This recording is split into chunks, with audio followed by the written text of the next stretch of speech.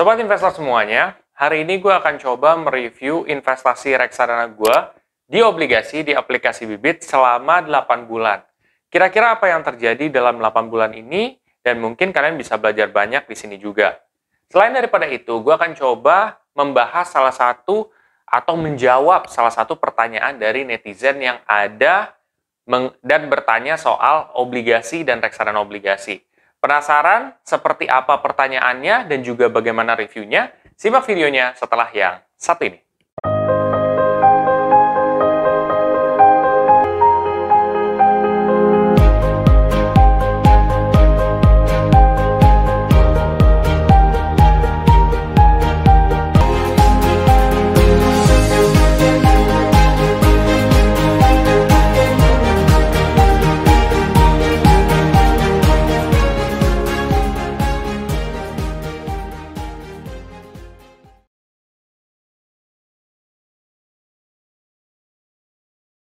Pertanyaan soal obligasi maupun reksadana obligasi kepada gue itu sudah banyak banget, guys.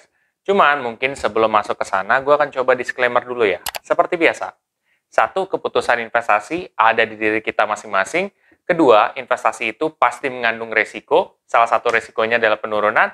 Yang ketiga, gue tidak pernah mengadakan titip dana sama sekali. Oke, jadi kita masuk terhadap infonya dulu nih, ya. Nah, di sini ada yang pernah bertanya sama gue juga di kolom komen. Intinya sih dia nanyain soal reksadana obligasi, ya, indeks. Bedanya apa sih reksadana indeks dengan reksadana obligasi? Ya, intinya sih seperti itu. Cuman pertanyaannya gue lupa sih exactnya seperti apa. Mungkin pas nanti gue temuin, gue akan coba taruh di sini juga. Nah, intinya bedanya apa sih? Reksadana indeks itu apakah hanya saham doang? Jawabannya adalah reksadana indeks itu bisa macam-macam, tergantung daripada indeksnya. Indeks itu jatuhnya kayak kumpulan. Kumpulan itu bisa berupa saham, bisa berupa obligasi, pokoknya kumpulan gitu.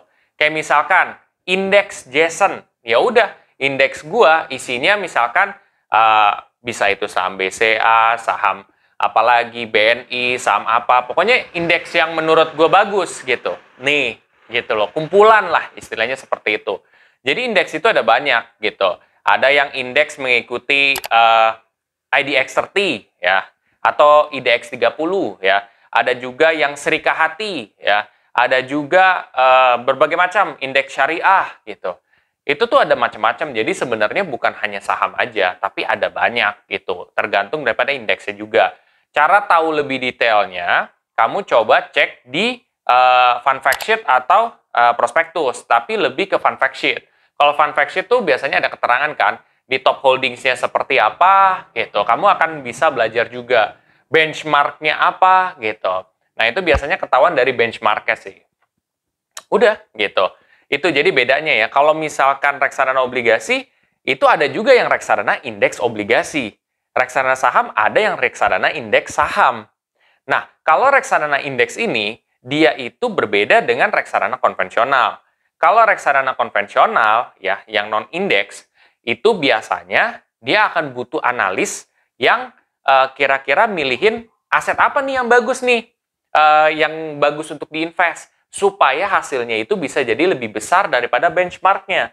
Sedangkan kalau reksadana yang berbentuk indeks, entah itu reksadana obligasi indeks, reksadana saham indeks, dia hanya mencoba mengikuti dari indeks tersebut. Misalkan indeks tersebut, oh BCA, BNI, apalagi, ya udah tinggal diikutin aja, tinggal proporsinya dimainin, udah gitu. Jadi lebih ke kesana sih guys, gitu. Jadi mudah-mudahan dengan penjelasan gue sesimpel ini pun juga dapat dimengerti oleh kalian. Oh bedanya itu loh, dan ternyata persamaannya itu loh, gitu. Jadi mulai ada gambaran. Oke, itu dari pertanyaan netizen. Terus juga gue ingin ngasih tahu ke kalian perjalanan gue selama 8 bulan nih ya di reksadana obligasi. Nah, ternyata memang ada penaikan yang cukup signifikan, kalian bisa lihat juga. Karena memang beberapa minggu ini gue juga belum top up lagi guys, karena gue belum ada budget untuk top up juga di reksadana. Jadi ya udah, nggak apa-apa, nanti aja gue akan coba top up lagi.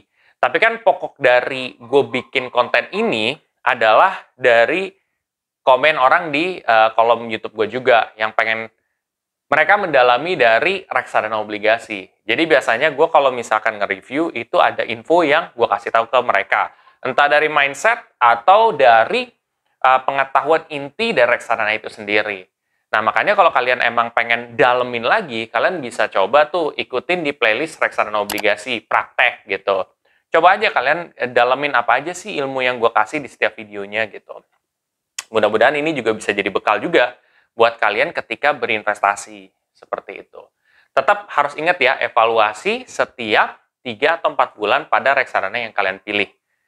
Oke, itu aja guys. Kalau kalian merasa setelah ini, gue kayaknya mau mulai aja deh investasi reksadana di obligasi di aplikasi Bibit. Kalian bisa pakai kode referral gue juga yang ada di sini. Kalian bisa dapat cashback reksadana sebesar 25.000. Tapi lagi-lagi itu adalah optional, tidak harus ya guys. Seperti itu. Kalau kalian merasa video ini sangat bermanfaat, please share aja ke sobat investor yang lain, dan jangan lupa untuk subscribe, like, dan komen di video gue. Sampai jumpa di video gue selanjutnya. Terima kasih.